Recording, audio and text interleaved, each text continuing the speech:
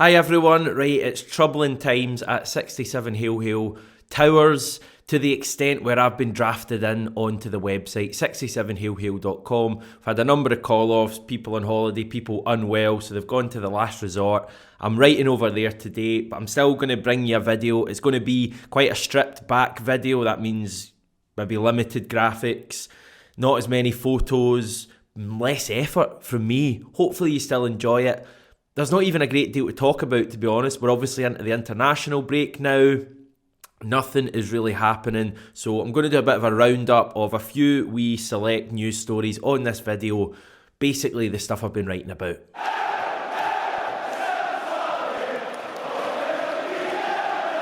First of all, a shout out to the latest episode of Gig Pod. That's the podcast that Stevie from the channel runs. He wasn't on it last night, but I was on with John Reid, aka Reidzo, aka the biggest legend in the history of mankind, and we spoke about Celtic beating Aberdeen and a range of other issues, so check that out.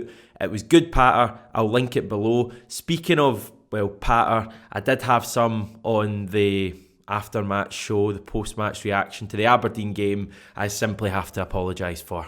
We'll talk about the first goal, because it's what you want from Turnbull. For so often, Turnbull, we were moaning in the second half at this turning he does, but quite literally in the name, turn. He gets the ball and you want him to. So a lot of big fixtures coming up for Celtic after the international break. We start with that tricky one at Fir Park before taking on Ferencvaros, just as the school bell is ringing at 3:30 on a Tuesday afternoon. Then follows St Johnstone at home, Hibernian away, Livingston at home, Ferencvaros away and Dundee away. Now those trips in particular to Fir Park and to Easter Road are big ones. In any Celtic season, going to Fir Park and Easter Road are two of the best away days, two of the away games you look forward to, even if you're just watching them on telly. Given that Hibs are third in the league at the moment, Motherwell are fourth, and given that we are down in sixth, they're huge games this season, and you would be forgiven for just assuming that they would both be on television. Well, I was pretty surprised over the weekend when I found out that neither are going to be televised by Sky Sports. I don't think it's a great look for Sky at all. In fact, Sky are only showing 2 more Premiership games in the whole of October. They are Rangers' trip to St Mirren and Rangers' trip to, yes, you guessed it, Motherwell. Now, that's not me turning it into a Celtic v Rangers thing. Personally speaking, it doesn't actually matter a great deal to me whether these games are on television or not. I'll still find a way to watch them legally, I must add. For anyone watching who wants to dob me in, definitely legally. It's more from a overall league standpoint, and you've got a situation now, the weekend after the international break, when you've got the top 6 teams currently sitting in the Scottish Premiership, all playing against each other, and not one of them is going to be televised. And I just don't think that's a great look at all. I'm shocked that Sky Sports don't have the interests of Scottish football at the top of their list. No, of course I'm not, because they're probably too busy showing Bristol City against Swindon or something like that. But it's not a great look at all. Now, there are reasons for this happening. Sky started a new multi-million-pound deal with the Premiership at the start of last season. It's for 48 games per season.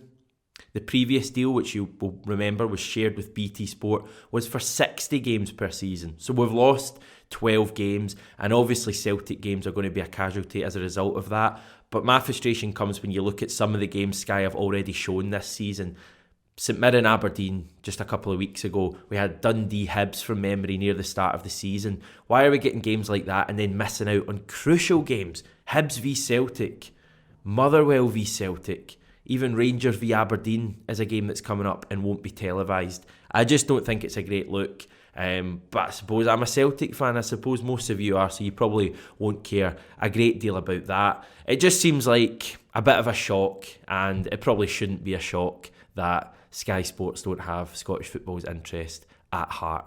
And speaking of Hearts, I should add that we have a rather strange game lined up at home to them at the start of December. What's strange about it? Well, it's a league match and it's going to be played on a Thursday night, and Sky Sports, funnily enough, will show it. And they're also going to get out of bed on Saturday and show Scotland v Israel. And that is one of a number of games that should be quite interesting to Celtic fans over the next 10 days or so during this international break. I can't stand international breaks either. More to do with the fact that I usually don't have stuff to chat about on this channel, and the views go way down during the international break because a lot of Celtic fans just switch off from football, and I don't blame you at all. But coming up, we do have a number of games. The first one that I talk about is on Saturday. It's at 5 o'clock at Hampden Park. I'm actually going, and it's going to be Scotland versus Israel for, I think, the 49th time since 2018. We're going to have two players in the Scotland side, certainly in the squad. Callum McGregor, who you would probably expect to play, and David Turnbull, who you probably wouldn't expect to play. And then on the other side, for Israel, Nir Bitton, who will surely play, and Liel Abada, who probably won't play because he doesn't seem to get picked, certainly from the start for Israel. But that's an interesting one to watch. It's always interesting seeing Celtic players going up against other Celtic players in the international break. And then a few days later, we've got another cracker where Japan face Australia. That game is happening in the Japanese city of Saitama, which I'm assured via Wikipedia is just north of Tokyo. That's quite a big game as well because it's a World Cup qualifier. Australia have started off the group with 2 wins from 2. Japan have 1 win and a pretty shocking loss at home to Oman. That was the game when Kyogo picked up an injury. Fingers crossed for no injuries during this international break. We've also got likes of Carol Starfelt and even Albin Ayeti somehow on international duty. Switzerland clearly don't have a great array of strikers at the moment. We'll just get through it and we'll get back into Celtic very, very soon. Sorry, I should have added that Japan v Australia game has the rather peculiar kick-off time of 11:14 a.m. That's Scottish time. Your guess is as good as mine. And finally, a huge nod of respect to Tommy Gravesen, the former Celtic player, the overall all-round legend who was the headline guest at Sunday's Open Goal live show at the Hydro. I was there. It was an enjoyable night. Tommy Gravesen was the star of the show. I thought he was really good. Clearly still loves Celtic, getting a few digs into Rangers in there as well. But his big news after that was the fact that he's donated his, let's face it, rather large appearance fee to the Celtic Foundation. A class move from a class guy.